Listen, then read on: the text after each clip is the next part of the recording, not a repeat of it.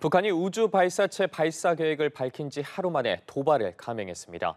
하지만 대내외 선전했던 첫 군사 정찰위성 발사 시도는 실패로 결론이 났는데요. 자세한 소식 김열수 한국군사문제연구원 안보전략실장과 짚어보도록 하겠습니다. 실장님 어서 오십시오. 네, 안녕하세요. 네, 안녕하십니까. 북한이 우주 발사체를 발사했습니다만 결국에 실패로 결론이 났습니다. 북한 역시 이를 빠르게 인정을 했는데요. 실패한 원인 뭐라고 보십니까? 예, 이거는 이제 우리가 분석하기보다는 예. 북한에서 국가우주개발국에서 발사한 지 2시간 40분 만에 발표를 했잖아요. 예. 그 발표한 내용을 보면 1단 추진체는 분리가 됐고 2단 추진체가 분리되는 과정에서 시동에 문제가 있었다. 그래서 실패했다. 이렇게 얘기를 하고 있죠. 예, 북한이 이렇게 상당히 빠르게 실패를 공식적으로 인정하고 또 실패 원인까지 밝힌 게 상당히 이례적인데 이렇게 빠르게 실패를 인정했다. 어떻게 해석해야 될까요? 그전에도 이제 실패를 인정했습니다. 근데 이제 언제부터 인정했느냐가 중요하겠죠. 예. 북한이 이제 인공위성을 가장한 이 장거리 미사일을 발사한 것은 1998년도인데요. 그때부터 이제 대포동 미사일이라고 우리 흔히 알고 있는데 이게 일본 열도를 넘어가기 시작했거든요. 예. 1998년, 2002년, 2006년 이렇게 발사를 했고요. 그때는 이제 발사 실패하고 나서도 그때 당시는 김정일 정권 하에서는 여기에 대한 실패에 대해서 어떤 반응도 안 내놓았어요. 그런데 2011년 12월 달에 김정은이가 등장하고 2012년 4월 13일 날 북한이 은하 3호라고 하는 것을 발사를 했는데요. 예. 그때 발사에서 실패했습니다. 실패하자마자 얼마 안 있다가 바로 여기에 실패했다라고 자인을 하고 했거든요. 그래서 이것은 이제 새로운 정부, 소위 말해서 김정은 정권이 들어서면서 국제사회에 어떻게 책임지는 모습 그런 걸 한번 보여주기 위해서 한 건데 그거 못지않게 2016년도 2월 달에 성공했을 때 그리고 2012년 12월 달에 성공했을 때는 중대 담화 발표를 한다라고 하면서 그 시간을 통해서 자신들이 성공한 사실도 이제 같이 공포를 했거든요. 예. 그런 차원에서 보면 이번에도 굉장히 빠른 시간 내에 자신들이 실패했고 실패한 원인이 뭐다라고 하는 것을 이렇게 밝힌 것은 그나마 국제사회에서 워낙 비판이 많고 비난이 많고 그러니까 여기에 대한 일정한 뭐라고 할까요? 뭐 의무사항이라고 할까요? 일정한 도리를 예. 했다 이렇게 볼 수가 있겠죠. 네. 그리고 나서 북한이 이제 빠른 기간 내에 2차 발사를 시도하겠다고 밝혔습니다. 빠른 기간 내라고 밝힌 게 우리가 최대한 빠르게 수습해서 다시 성공할 수 있다 이런 자신감이라고 봐야 될까요? 그게 이제 이것도 국가위성개발국에서 발표한 내용을 우리가 봐야 되는데요. 예. 3단계로 하겠다라고 얘기를 했거든요. 첫 번째는 왜 이것이 실패했는지 아주 엄중하게 검사를 하겠다. 그다음에 두 번째는 이 실패한 원인을 과학적으로 분석해 보겠다. 그래서 어떤 대책이 강구돼야 되는지 그 대책을 강구하겠다. 세 번째 그 대책이 나오면은 하나하나 부분마다 성공의 과정을 거쳐서 최종적으로 최대한 빠른 시간 내에 2차 발사를 하겠다. 이렇게 얘기했어요. 그러면 그 단계가 3단계 있잖아요. 이것이 이제 굉장히 간단한 것 같지만 그렇게 간단한 문제는 저는 아니라고 보고요. 북한 같은 경우에는 2012년도 4월 달에 발사에 실패하고 12월 달에 발사에 성공했거든요. 그러면은 그게 한 8개월 정도 걸렸단 말이죠. 예. 우리 누리호 같은 경우에는 이게 발사한다고 그랬다가 새우돈 채로 밤새도록 그 문제점을 지적을 하고 확인을 하고 난 뒤에 바로 그 다음날 발사할 수 있었지만 이것은 발사하고 난 뒤에 실패했기 때문에 바로 발사할 수 있는 건 아니에요. 비록 우리 국가안보실에서는 지금 북한이 얘기한 6월 11일까지 발사의 가능성은 있다라고 하지만 제가 볼 때는 3단계 과정을 거친다라고 하면 조금 시간은 걸리지 않겠는가 이렇게 봅니다. 그렇다면 2차 발사 시기 언제쯤으로 예상해 보실 수 있을까요? 글쎄요, 이제 지금 북한이 여러 가지 이제 혼란 전술을 쓰고 있는데요. 예. 왜 그러냐면 서해 발사장에 기존의 발사대가 있고 또 새로운 발사장을 만들었잖아요. 바로 옆에. 그래서 기존의 발사장은 액체 연료를 이용해서 아마 오늘 발사한 것은 거기서 발사했다고 보고요. 새로운 발사장은 가로 세로가 135m, 40m인데 그 새로운 패드를 만들어 가지고 콘크리트 5가지 끝냈거든요. 그리고 이제 거기 발사를 하기 위해서 이동까지 이제 다 했단 말이죠. 그렇다라고 하면은 이제 고체 연료 발사는 이제 발사는 할 수 있겠죠. 오늘 발사한 이런 그 북한이 얘기하는 그 군사위성은 발사하지 못한다고 하더라도 다른 유형의 어떤 발사체는 이 고체 연료를 이용해서 또 발사할 수 있단 말이죠. 예. 그런 차원에서 보면 뭐 조만간에 발사할 수도 있긴 하겠지만 제가 볼 때는 북한이 발사할 수 있는 시기가 제일 이제 그래도 볼 수 있는 것이 7월 27일. 그것이 이제 북한이 얘기하는 성전 기념일이니까 그때가 될 거고요. 그리고 9월 9일은 북한 75주년이 되는 북한 정권 수립일입니다. 그래서 그 날짜들을 이제 북한은 고려하지 않겠느냐. 그럼에도 불구하고 이번에 이렇게 발사해서 실패했던 것은 과학자의 과학적인 논리와 준비 여기에 대해서 오히려 김정은이 좀 초조해해서 오히려 과학자를 몰아붙인 그 결과가 이렇게 실패로 저는 나타났다고 생각하거든요. 예.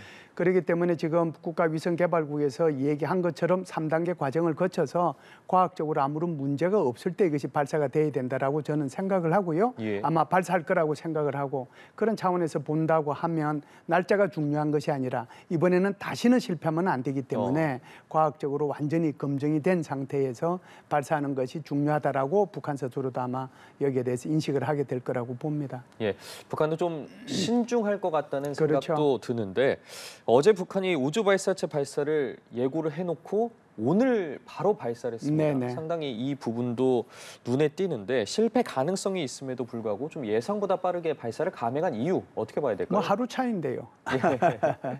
그래서 이걸 예. 이제 굳이 설명을 해보면 이것도 북한의 혼란 전술이라고 보고 북한스럽다라고 생각을 하는데요. 네.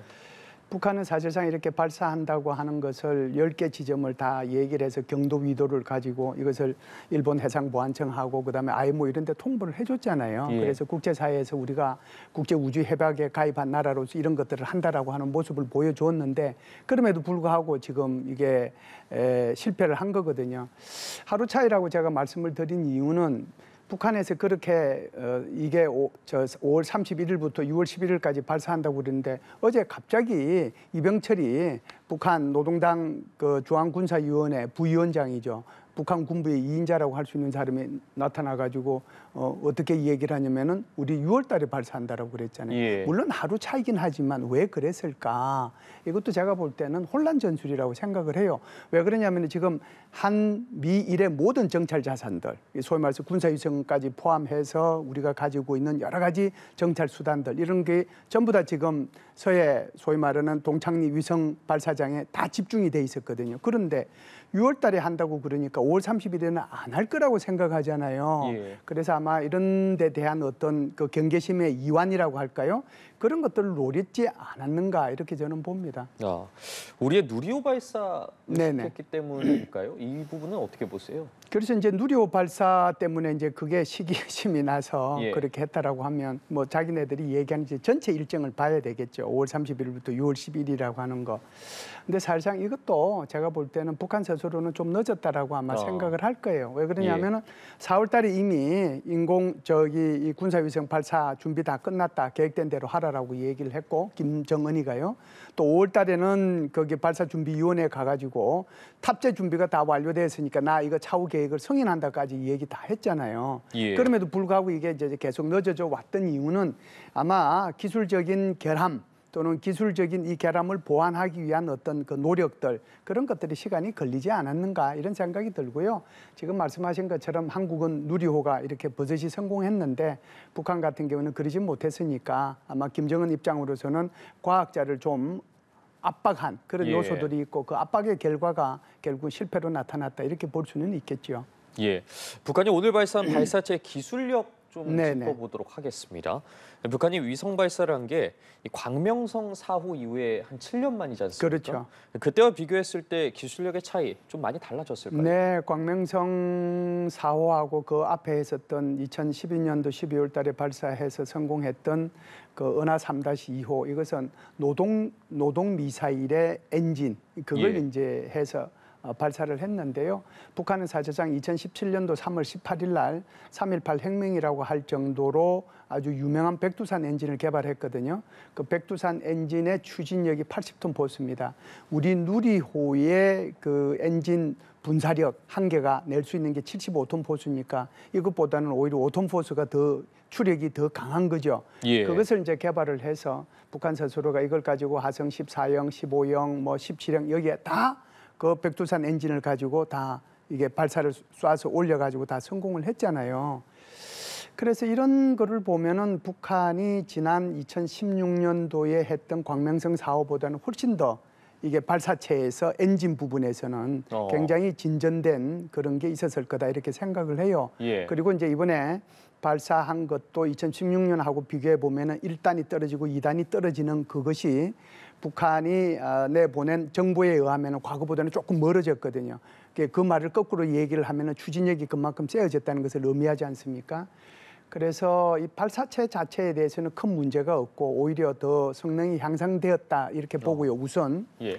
두 번째는 이제 결국은 그 위에 탑재하는 인공위성체잖아요. 그 인공위성체에 대해서는 북한 스스로가 굉장히 좀 뭐라고 할까요? 굉장히 기술력이 좀 떨어진다라고 봐야 되겠죠. 그것이 정찰위성으로서의 기능을 가지려고 하면은 한국이 올해 12월 달에 발사할 군사 정찰 위성은 그 목표가 30cm 정도의 그 물체를 파악해내는 거거든요. 그런데 뭐 미국 같은 경우는 한 15cm, 아주 더 구체적으로 얘기하면 한 5cm 정도까지 해상도가 있는데 북한이 작년도 12월 18일 날 이게 최종 시험품이라고 하면서 발사한 그걸 보면은 20m잖아요, 해상도가. 예. 그 해상도 20m는 구글보다도 못한 해상도란 말이죠. 그래서 아마 이것이 정찰 위성으로서의 이게 기능을 수행하려고 하면은 적어도 1m 정도는 돼야 되거든요. 예. 그러니까 그런 정도의 기술력을 북한이 확보했을까? 거기에 대한 의문은 여전히 과학자들이 남아있고요. 그럼에도 불구하고 이번에 소위 말하는 탑재된 위성의 성능을 확인하기도 전에 지금 발사체에서 문제가 일어나가지고 이게 실패한 거잖아요. 예. 그렇기 때문에 한국은 발사체도 성공했고 그리고 이제 인공위성체도 성공을 했고 그래서 성공을 했는데 북한은 지금 뭐 인공 탑재체는 확인을 할 수는 없지만 발사체마저 아마 실패를 했기 때문에 북한으로 봐서는 굉장히 많은 그 어려움이 좀 따를 것이다 이렇게 보죠. 예, 발사체 관련해서는 일부 진전이 있어 보이긴 하지만 뭐 네. 위성 등과 관련해서는 기술력이 아직 좀 현재 좀 부족해 보인다 이렇게 말씀을 해주셨는데 네네. 특히나 이번에 주목할 점이 이 탄도미사일 기술을 이용하지 네네. 않았습니까? 네네. 이 탄도미사일 기술을 이용한 건 우리 기술과 좀 어떤 차이가 있는지도 궁금하거든요. 이제 탄도미사일 기술이라고 하는 것이 이제 우리가 오늘 아침에 국방부에서 발표한 것이 우주 발사체라고 얘기했잖아요. 예. 그래서 이제 그 말이 정확하게 소위 말하는 ICBM이나 또는 인공위성을 아우르는 표현이라고 보면 됩니다. 우주 예. 발사체라는 게 결국은 이제 ICBM이라는 게 일단 우주로 나가잖아요. 탄도미사일 기술을 적용해서 그러고 나서 대기권을 재진입해 가지고 목표 지점을 찾아가서 목표물을 타격하는 게 그게 뭐 예를 들어서 이제 ICBM이든 IRBM이든 뭐 이런 거거든요. 그런데 인공위성이라고 하는 것은 우주로 나아가지고 원래 인공위성이 탑재된 그 목적을 수행하는 기능을 하는 건데 예. 그 기술이 똑같아요. 어떤 기술이냐? 탄도미사일 기술을 적용한 거예요. 그렇기 때문에 북한이 2006년도에 핵실험을 하고 난 뒤에 이것이 이제 핵실험에 성공하고 그리고 이제 대포동 미사일을 발사하니까 국제사회에서는 저기 대포동 미사일에 핵무기를 탑재하면 이제 핵미사일이 되는 거잖아요. 그래서 예. 북한에 대한 엄청난 그 대북 제재가 들어갑니다. 그래서 그 대북 제재의 핵심 내용 중에 하나가 어떠한 우주를 향한 발사체도 탄도미사일 기술을 적용해서는 안 된다라고 하는 거예요. 그렇기 때문에 한국이나 다른 어떤 나라도 우주 발사체에 대해서는 모든 국가가 주권을 가지고 있습니다. 예. 여기에 대해서는 뭐 누구도 얘기하지 못해요. 그런데 북한은 이게 불법이에요. 왜 불법이냐? 유엔 안전보장이사회에서의 결의하는 국제법과 같은 효력을 가지는 거예요. 그렇기 때문에 북한의 우주 발사체는 불법적인 행동이다. 그런 차원에서 한국의 누리호하고 북한이 이번에 발사한 군사위성하고는 굉장히 큰 차이가 있다라고 봐야죠. 예. 우리 군이 또 발사체 일부로 추정되는 네네. 구유물을 또 인양을 하고 나머지 잔해물에 대해서도 수색과 인양 작업을 진행 중입니다. 이 부분에 대해서 아무래도 좀 분석이 이루어지겠죠? 한국 해군에 대해서 굉장히 박수를 우선 먼저 보내고요. 예. 이 짧은 시간에 가서 벌써 이제 뭐 한 개는 일단 건졌잖아요. 나머지 이제 일단 추진체를 어느 정도 이제 건져낼 수 있을지가 이제 관건이라고 저는 봐요. 근데 사실은 북한이 2012년도 12월 달에 이 광명성 4호를 발사했을 때 그때 일단 추진체 그것이 군산 앞바다에서 멀리 이제 떨어진 곳에서 이제 그게 떨어졌는데 그때 예. 당시에 우리 해군이 가서 그거 회수했어요. 그래서 그걸 통해서 엄청난 북한의 이 소위 말하는 이제 뭐 그것이 탄도미사일이든 또는 우주 발사체든 거기에 대한 정보를 획득을 했거든요. 예. 그리고 이제 2016년도 2월 달에는 북한이 의도적으로 일단 발사체를 폭발을 시켜버렸어요. 왜? 한국에서 이걸 수집해가지고 정보를 획득하지 못하도록. 예. 그럼에도 불구하고 페어링은 분리됐거든요. 그 페어링을 이제 우리가 다시 확보를 했죠. 그리고 그거 가지고도 북한이 어느 정도 이제 기술을 가지고 있는지 이제 확인을 했는데요. 이번 같은 경우에도 아마 이게 지금 1단과 2단 사이에 그 이제 이것을 연결시켜주는 이게 통이 있잖아요. 예. 그 통을 이제 이번에 지금 화면으로 그림에 지금 나온 보여드리고 그렇죠. 있는 저 부분이 화면에 1, 2단 로켓 연결 부위인 거죠, 저게 맞아요. 지금. 저 예. 연결 부위를 확보를 했으니까 그것뿐만이 아니고 이제 일단 추진체까지 확보를 한다라고 하면 북한이 액체 연료를 쐈는지 고체 연료를 쐈는지 엔진의 성능은 어떠한지 이런 것들을 만드는 데 있어서 국제사회에 어떤 이런 부품들이 사용이 되었는지 이것이 국제사회의 소위 말하는 유엔 안전보장이사회 결의안에 위배되는 제품인지 아닌지 이런 예. 것들을 파악하는데 굉장히 큰 도움이 되지 않겠는가 이렇게 봅니다. 예. 앞서 잠깐 말씀을 해주셨지만 아무래도 위성 발사 자체가 탄도미사일 기술을 활용해서 발사하면 그렇죠. 유엔 안보리 결의 제재 위반이지 않습니까? 네, 그렇죠. 지금 이제 좀 전에도 말씀드렸던 게 네. 바로 그 부분인데요. 탄도미사일 기술을 적용한 어떤 발사체도 이거는 유엔 안전보장이사회 결의안이 위배되는 거거든요. 그렇기 예. 때문에 오늘 발사해서 이것이 성공했든 실패했든 이것은 국제사회의 불법적인 그런 행동이다 이렇게 볼 수가 있죠. 예, 우리 정부가 7년 전에 이 광명성 4호 발사 직후에 이 개성공단 가동을 전면 중단하는 등 이 최고수의 대응을 한 바 있지 않습니까? 이번에 어떤 대응을 할 거라고 보십니까? 예, 2016년도에는 2월 달에 아주 심각했죠. 예. 2월 7일 날 북한이 이 광명성 4호를 발사해서 성공하고 그러니까 그때 당시에 정부가 이제 취했던 것이 지금 말씀하신 것처럼 이게 개성공단을 폐쇄하는 거였고요. 그리고 나서 이제 그 이후에 진행된 것이 도무지 안 되겠다. 그러면은 우리의 그 사드 이걸 배치해야 될 필요성이 있겠다. 이제 이런 예. 문제들이 이제 계속 논의가 돼서 소위 말해서 북한의 이런 그 인공위성이든 또는 미사일 발사체든 여기에 대응하는 그런 조치들을 취했어요.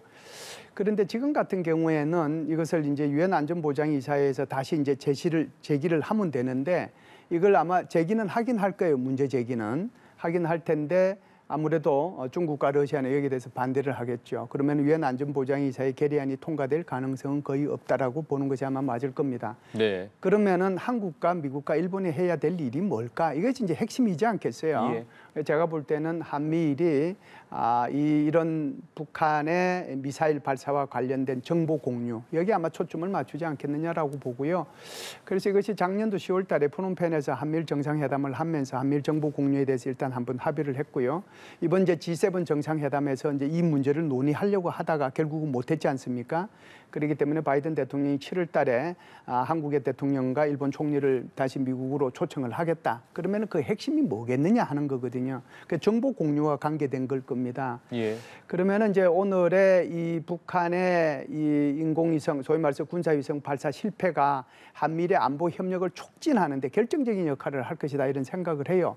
지금까지는 정보 공유라고 하는 것이 우리 한국이 필요로 하는 정보를 일본으로부터 얻으려고 하면 우리가 미국 국방부에 요청하고 미국 국방부는 일본에 요청하고 일본은 그것을 미 국방부에 주고 미 국방부는 한국에 주는 거거든요. 예. 이렇게 해가지고 지금 마 20을 날아다니는 미사일을 어떻게 대응할 수 있겠어요? 안 되거든요. 그래서 이걸 갖다가 어떻게 연결을 시킬 것이냐, 레이더부터 시작을 해서 이 문제에 대한 아마 논의들이 구체적으로 있을 거고 그런 시스템이 그렇게 멀지 않은 시기에 아마 현실화되지 않겠는가 이렇게 저는 봅니다. 예, 마지막으로 이 부분도 좀 짚어보겠습니다. 오늘 오전이었죠. 이 경계경보 오발송 논란이 네네. 상당했습니다. 저도 문자를 받고 잠시 동안 좀 혼란스러웠는데 어떻게 보셨습니까? 저도 이제 그 문자를 받고 순간적으로 이런 생각을 했어요.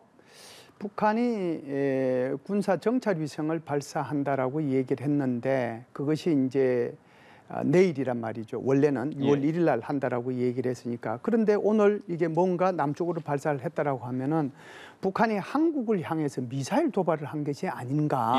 그런 생각이 순간적으로 저는 스쳐 지나갔어요. 네네. 물론 이제 시간이 지나가면서 이 부분이 이제 클리어가 되긴 했는데 아마 이 분야에 종사하는 분들이 굉장히 여기에 대해서 뭐라고 할까요? 그 심적 부담감을 저는 많이 가지고 있었다라고 생각을 합니다. 그리고 이제 이런 것들을 통해서 한국 사회가 얼마나 이런 그 북한의 위협에 노출돼 있는지 이런 것들을 한번 뒤돌아봤으면 좋겠다는 생각을 하고요.